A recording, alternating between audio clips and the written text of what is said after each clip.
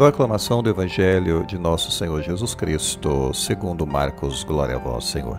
Naquele tempo, alguns fariseus se aproximaram-se de Jesus. Para pô-lo à prova, perguntaram se era permitido ao homem divorciar-se de sua mulher. Jesus perguntou o que Moisés os ordenou. Os fariseus responderam: Moisés permitiu escrever uma certidão de divórcio e despedi-la.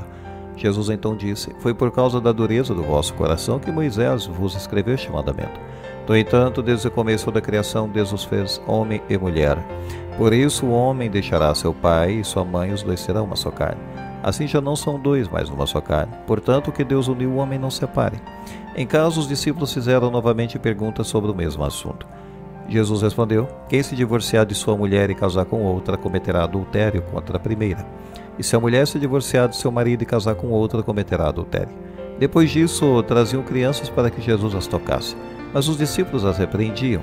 Vendo isso, Jesus se aborreceu e disse: Deixai vir a minhas crianças, não as proibais, porque o reino de Deus é dos que são como elas. Em verdade vos digo, quem não receber o reino de Deus como uma criança não entrará nele. Ele abraçava as crianças e as abençoava, impondo-lhes as mãos. Palavra da salvação. Glória a vós, Senhor. Bem, caros irmãos, nesse 27º domingo do tempo comum, temos essa passagem em Marcos, capítulo 10, versículos do 2 ao 16, que nos apresenta Jesus confrontando duas questões cruciais: a natureza do matrimônio e a importância da fé infantil. Ambas as temáticas se entrelaçam para revelar um profundo entendimento sobre o plano de Deus para a humanidade. Ao responder à pergunta dos fariseus sobre o divórcio, Jesus não apenas reafirma a indissolubilidade do matrimônio, mas também revela sua origem divina. O casamento, segundo Jesus, não é apenas uma instituição social, mas um projeto original de Deus estabelecido desde a criação. A união entre homem e mulher é tão profunda que os dois se tornam uma só carne. A permissão de Moisés para o divórcio, segundo Jesus, foi uma concessão devido à dureza do coração humano, não uma idealização divina.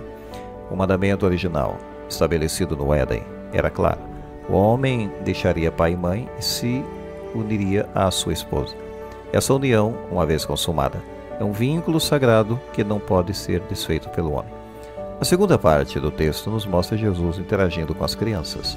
Ao repreender os discípulos por afastarem as crianças de Jesus, o mestre revela a importância da fé infantil para entrar no reino de Deus. As crianças, com sua espontaneidade e confiança, representam a atitude ideal para receber a graça de Deus. A comparação entre a fé da criança e a entrada no reino de Deus é profunda. As crianças não questionam, não duvidam e se entregam de forma incondicional. Da mesma forma, para entrar no reino de Deus, é preciso abandonar as nossas resistências e receber a graça de Deus com a mesma simplicidade e confiança de uma criança. Como reflexões para a nossa vida, podemos colocar primeiramente que o ensinamento de Jesus sobre o matrimônio nos convida a valorizar a sacralidade da união conjugal. Esse é um primeiro ponto de reflexão. O casamento não é apenas um contrato social, mas um pacto sagrado com Deus. O segundo ponto para a meditação, que é a importância da fé, pois a fé das crianças é um exemplo a ser seguido por todos nós.